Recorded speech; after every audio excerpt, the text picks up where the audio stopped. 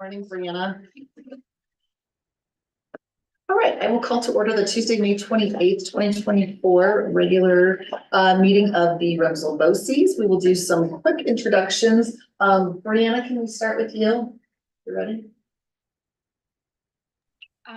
Good morning, everyone. My name is Brianna Mestes, and I am representing the PEBC, the Public Education and Business Coalition. Thank you. And your little boy's getting so big. Welcome. All right, Becky. Becky Mars, Douglas County School District. Okay. Hi, Kim Sia, Denver Public Schools. And I am Angela Christensen for Littleton Public Schools. We are missing Ruthie Knowles. She is sick this morning. And Dr. Ann Kiki, and Chad will go to you. Chad Burns, RMSEL. Julie Stelzer, RMSEL. Natalie Newton Remzel. Chris Vinito, RMSEL. And Chris, do you want to introduce Natalie as far as her new role Natalie here? is the new enrollment coordinator at RMSEL, and we're so happy to have her here. Yes, yeah, thank you. Thank you. And our guest, you guys want to give a quick introduction as well? I'm Jay Weaver, former parent. And I'm Lindsay Weaver, former parent. Thank you for being here this morning. With that, I will entertain a motion to approve the agenda. I move to approve the agenda. Thank you. Kim, do I have a second? All those in favor? Aye. Aye.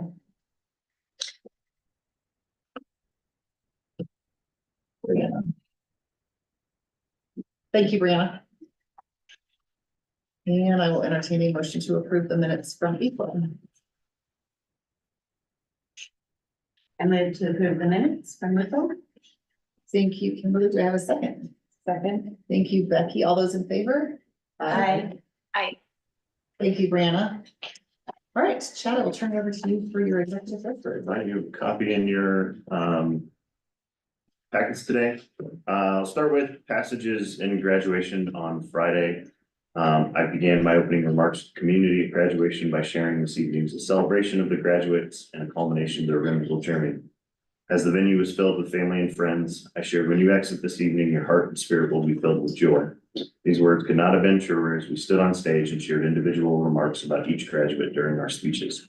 The ceremony marked the conclusion of a day which began with 4 previous passage ceremonies on campus for 3rd, 5th, 8th, and 10th grade students. Passages and graduation are the culmination of our portfolio-based learning model. Each student presents a comprehensive portfolio of which is reviewed by a panel of 3 adult experts. Once the portfolio review is conducted, the students have 1 week to respond to the panel and then present answers to any questions. This process requires over 150 community volunteers to donate 2 full days. Sorry, Dr. Keegan. Well, thanks. 2 full days for the process of reading and presentation. For reference, this means 40% of our community volunteers for this rigorous process. I want to once again thank and recognize our graduating class of 2024, along with our tireless community for supporting this authentic process of learning.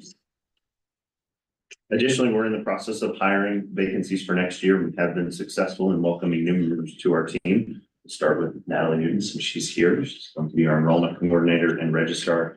Previously, she was an executive assistant at PVC as well as a registrar at the Logan School. So we are very fortunate to have Natalie with us and shadowing Chris for the last week and then the next 2 weeks for a successful transition. Brian Terry has been hired for the position of Director of Secondary Education, 7 through 12. Grant Gavin will be our new instructional coach. Anna Starbuck is our high school mathematics and crew leader. Annie Brewser is our middle school mathematics and crew leader. Jamie Nicholas, our current academic secretary, will be transitioning back into the classroom to be our intermediate school humanities, English language arts crew leader for 6th grade. And then I also regret that I had an error in my report. I want to acknowledge in person, we've also hired Cody Cano, who will be our new facility manager, who has also been on campus for the last 2 weeks working with Ray as he will be transitioning to retirement as well this year. As the year concludes, Tiffany and I continue to meet weekly for the purposes of a successful transition. This will continue through the next 2 weeks. And during the month of May, we conducted early bird registration and successfully registered 200 students for the start of school. This is a monumental undertaking At the conclusion of the school year, however, we can now review the medical health history of over half our student population in service of a successful start to next year. And a huge, huge special thank you to Julie, Chris, and Jamie for making this happen. So thank you. Enrollment projections, budget is on the agenda today. As reflected, enrollment will fluctuate through October 1st with a projection of 375 students, and we're currently enrolled at 389. So if we're able to retain these students, this will be positive for all school levels and support continued intent to enroll a capacity of 400 students. And today, since we are officially finished for the school year, our students are, I'm sure, willfully sleeping in this morning, especially the high school students. I want to continue with the agenda item for welcoming our students and welcoming their voice to this meeting. And student Jonathan Bierman provided this spring crew trip reflection to be shared with the board. And it reads, having been at RMSEL since kindergarten, I've never seen a trip as highly anticipated as the 2-week 9th and 10th Southwest trip. Hearing the stories of past trips, as well as the general excitement from the 2 grades going, created high expectations. However, this trip exceeded those very high expectations and was the most memorable, impactful, and my favorite RMSEL crew trip of all time. On this trip, the 9th and 10th graders went to Arizona and New Mexico, where we learned about ethnobotany, volunteered on a farm, chopped wood for Native Americans, and camped at the bottom of Canyon de Chelly. Additionally, we got to stay in Albuquerque and explore the town due to poor weather conditions. These experiences formed the most magical 2 weeks I've ever had at RMSEL. The main goal of this trip was to see other cultures and ways of life, especially those of the Navajo people. Everything we did was built around the connection to our academic learning. Our journey started in Taos, New Mexico at the Sol Feliz farms. We helped with general farm work such as moving rocks for gardens and learning how to winnow corn. We also took a salve making class there, which was a personal highlight of the trip. When we visited Bandelier National Monument and learned about the Pueblo people. Next, we left New Mexico and went to First Mesa in Arizona, where we stayed in an old boarding school that was converted into a missionary. Here we helped the indigenous families by chopping wood for them to use throughout the year. They say we chopped as much firewood in a day as they could in weeks. It felt good to make a difference. As the first week came to an end, we started preparing for our trip to Canyon de Chelly. This would be a highlight of the trip, and we were all looking forward to it. On Saturday morning, we left for the canyon, which resides entirely on tribal lands. Being allowed to stay there was a privilege, and we recognized we were about to see and do things that most people never have the opportunity to do. We arrived around lunchtime and enjoyed our pitas, hummus, and turkey before the long hike. Some of us drove into the canyon due to various injuries and illness, but the entire process of getting into the canyon was a great crew building experience. When we reached our campsite, I was astonished by the sheer size of the canyon walls, some of which towered 800 to 1,000 feet above us. We stayed in a cave in part of the canyon called Antelope House, named after the ruins of an ancient dwelling with antelope pictures on the wall. The native family living nearby us taught us many lessons about the canyon and their culture. The stories they told around the fire were impactful. Staying in a place of such natural grandeur really made me appreciate our relative smallness in the grand scheme of the world. Beyond that, living with the same group of students for a long time made me appreciate the smaller intricacies of their personalities. I walked away from the trip feeling more connected to my grade than ever before. After a week of being smelly, we were set to have a final night in Moab, Utah, complete with a campfire and 4 to 6 hours of solo time. However, due to snow on major roads, we were rerouted to Albuquerque, where we stayed in a hotel, a rare luxury on crew trips, and got a day to explore the town together, including hiking paths and viewing petroglyphs. The hotel had a pool, so naturally we had a final night pool party. This side trip, while unexpected, was the perfect way to end an amazing trip and is something we've definitely appreciated. The trip succeeded in its goal of teaching us about other ways of life and brought our underclass together in ways that we otherwise would have never happened. The community we built and the lessons learned about cultures are what made this trip truly special. It will forever be the highlight of my freshman year and for many of my classmates as well. It exceeded all expectations. It was hands down the best RMSEL trip I'd ever been. Thank you.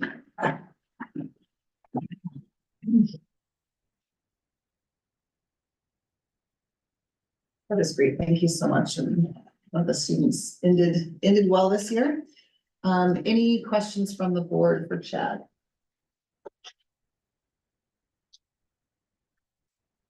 Okay. Okay, No go ahead. no question here. I just wanted to reiterate that this is, I do love hearing student voice, and thank you, Chad, for reading an update from a student, even though they're probably enjoying their vacation right now. So I do hope it's something that we can continue doing as a board. And I also just wanted to say thank you so much for a lovely graduation ceremony. I had joined previously virtually, and it just does not compare to being there in person and hearing the stories of, from crew members about students and hearing students share their experiences as well. So thank you so much for really a beautiful closing to a year, and honoring students and staff who will be departing.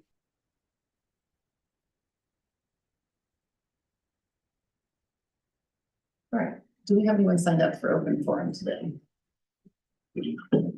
Moving on, I will entertain a motion to approve the consent agenda. Motion to approve consent agenda. Thank you, Becky. Do I have a second? Second. Thank you, Kim. All those in favor? Aye. Thank you. Discussion items. Julie. So you all should have received on Friday, a copy of the budget for next year. Funding is coming in at about 11.7, so at 375 students that Chad talked about, that gives us about $239,000 of extra funding. If you remember from 2 meetings ago, Chad had given a list of his cuts for the 312,000 to allow a 10% increase to all staff. So that's offsetting. So there's a lot of that kind of offsetting, more revenue in and then less expenses type of thing going on. I spent a lot of time last week trying to figure out what our carryover from 23-24 is going to be to 24-25. I'm still truing up those numbers. So this is kind of your first glance at it. What else is in here that's notable? Not a whole lot. It's a pretty standard budget. I need to go through and change some things. I caught a glaring error that probably you all would miss on page 3. I still have a bunch of money in there for the ED search under recruitment, so that needs to come out, and that'll shuffle numbers all over the place again too. So beyond that, we have some budgets in the current year, which we'll hear in a minute, that are over and offset against some of the student money. They're not the classroom money coming in. As you know from previous budgets, we have no way of really budgeting the athletics and after school enrichment because it's based on voluntary participation. So none of those numbers are in this budget. I'm trying to think what's in here that is. You also, for new people, where the plug figure is in this is in discretionary. It's account number 62100. So to get to a balanced zero budget, anything that's up or down based on what we think for revenue and expenses kind of gets booked to there. So those numbers will go up and down. What else? We did see about a 20% increase in our insurance for this year. Coverage for the school. It went from 71,700 to 87,900, almost 88,000. So that's something we're having to absorb. Beyond that, it's a pretty standard budget. You'll see some of Chad's, if you look at page 4, all of the reducing the supply budgets by 500, you can see all those changes. You can see the adjustment to the instructional support resources, that went down by 30,000. And then instructional curriculum support, that also went down as well. So the next budget you see will be cleaner. I won't be rushing to try and get it out. So unless there are specific questions about it. I do have one. It's, I noticed under the revenue that the state gifted and talented English language proficiency and readout funds are at 0. Did that get moved up into the per pupil funding or we're just, So we receive those typically later in the year, so Okay. those two numbers will show up in the January. okay, Usually. Okay. And I just report them as actual at that point. okay, We do always get them, it's one more of those fluctuating numbers, great, thank you. so. Any other questions? Dr. Kiki or Brian? Okay, well, all right, thank you, Julie. We do not have any action items today, so we'll move on to report items. I'll just jump right back to doing it, no break. You should have all received in your packets, the financial statements that go through April 30th. As usual, the front pages of that is a management summary. There's really nothing out of the ordinary on this. We had just done a trued up supplemental budget in April, so these numbers don't change that much. But if there are any questions about them? I've kept kind of the same format of doing this so that people are, I'm used to it, people are used to it. Thank you. Kimberly's a reference point in there under the fourth paragraph is where she trues up those funds as received. Got it, thank you. I don't like to guess. Appreciate that. Don't want to spend money that we don't have. I don't like to do that either. All right, if there are no other questions, we will move on to our executive session and I will entertain a motion. I move the BOCES convene into executive session pursuant to Colorado Revised Statute 24-6-402 4F for personnel matters regarding the evaluation of the executive director, Chad Burns. The executive director will also be in attendance for the executive session. Thank you, Kimberly. Do I have a second? Second. Thank you, Becky. All those in favor? Aye. And Dr. Kiki and Brianna, you have the link in your email to transition to that meeting, and then we'll need to transition back into this meeting for open session to conclude. So just make sure you keep those links bookmarked. Thank you. Okay. See you in a second.